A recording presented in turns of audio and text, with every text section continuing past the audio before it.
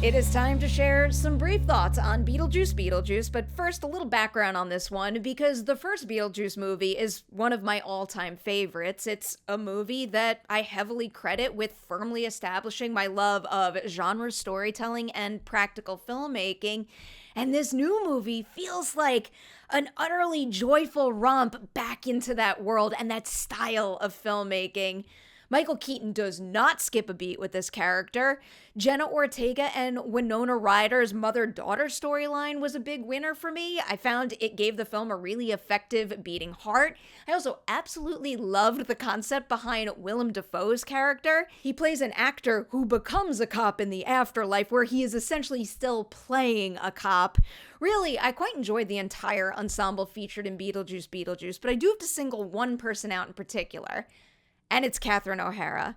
Utter, non-stop brilliance from her. Just real, true perfection when it comes to playing this role and playing in this world. And speaking of the world now, I was just eating up every new ounce of world building that Beetlejuice Beetlejuice dished out.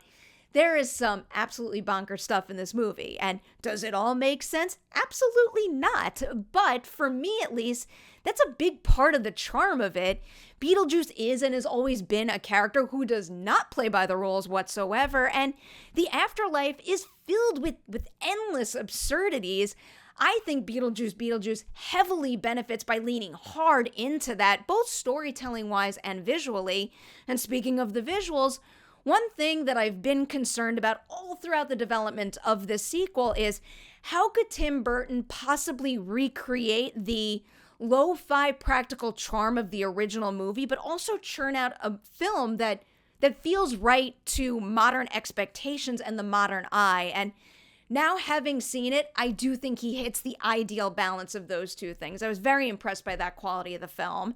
Really, Beetlejuice Beetlejuice feels like a whole bunch of artists who got together, who love the original film and want to keep playing in that world. And that enthusiasm leaps off the screen big time. It is infectious, and it made this hardcore Beetlejuice fan extremely happy watching the sequel.